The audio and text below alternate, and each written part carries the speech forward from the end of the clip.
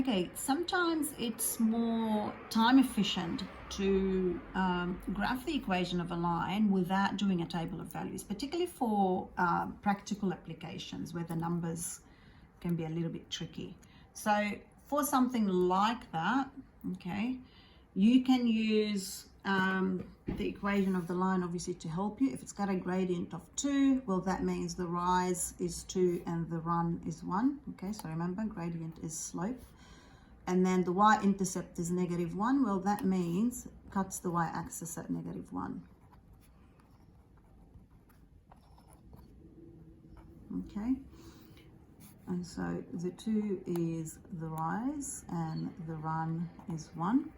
And so also remember, this is positive, right? There's no negative in front of it. So that means your line should have this shape, okay? Positive gradient.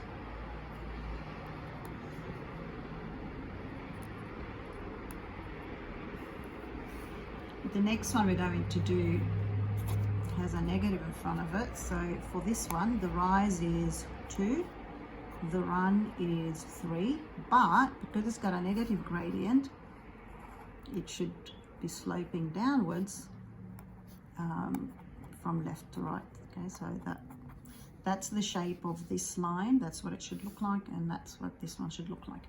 Now, how do you plot a line without doing a table of values? So using the gradient and the y-intercept. Okay, so let's try this. Oops. Okay.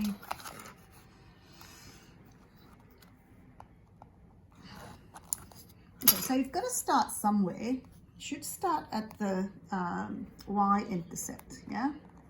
So our numbers are relatively small for this one. So 1, 2, let's put some numbers.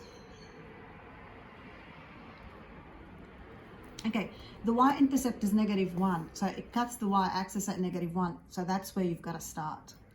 Okay, now our gradient is 2 on 1, yeah, 2x, 2 on 1. So that means the rise is 2. So from your y-intercept, you move up 2 spaces, 2 units. So 1, 2, and that's the rise. And the run is 1, so you go across to the right 1 unit. Okay, and you stop. So the gradient is 2 over 1, and there you have it. That's your line.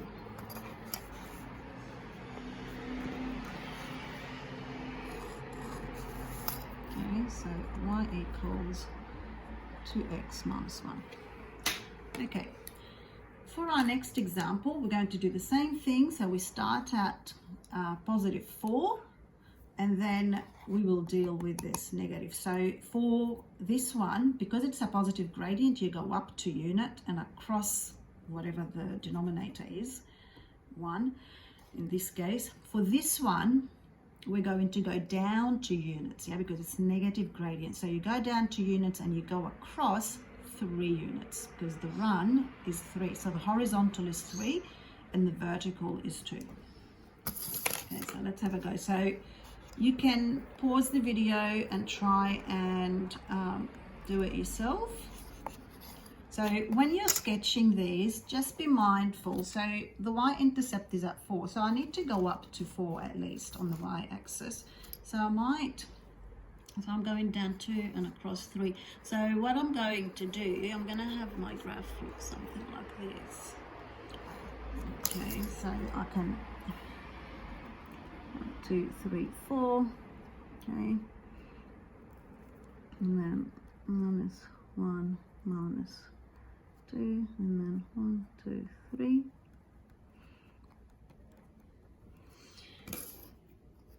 Okay, so again, so let's start at the y-intercept. So the y-intercept is 4. We do that.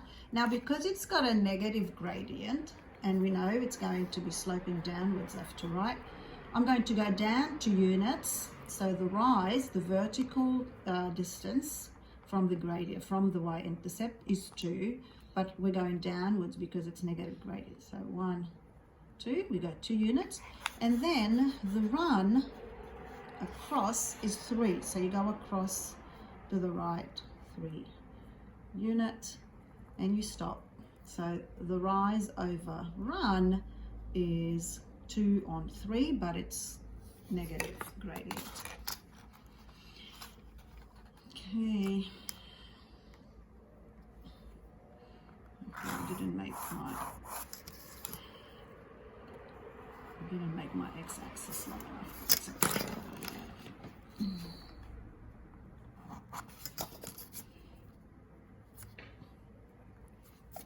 Okay.